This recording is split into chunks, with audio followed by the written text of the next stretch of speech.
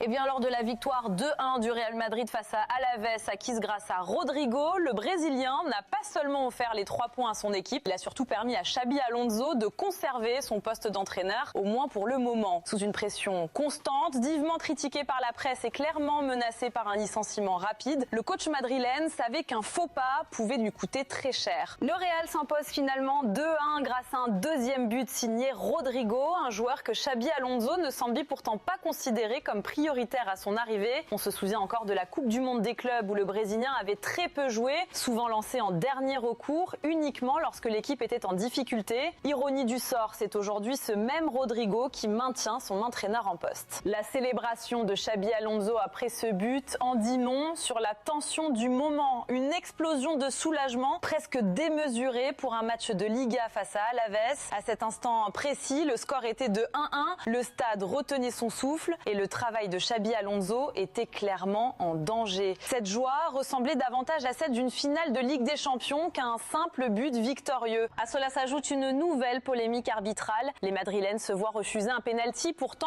évident. Vinicius Junior est clairement accroché dans la surface, mais l'arbitre ne siffle rien et ne consulte même pas la VAR. Une décision qui relance une fois de plus les débats et enflamme la Liga. Après la rencontre, Xabi Alonso n'a pas caché son incompréhension. Il affirme que le pénalty est clair. Se dit choqué par l'absence d'intervention de la VAR, tout en reconnaissant que son équipe a montré un meilleur visage que lors du match contre le Celta, malgré plusieurs points encore à améliorer.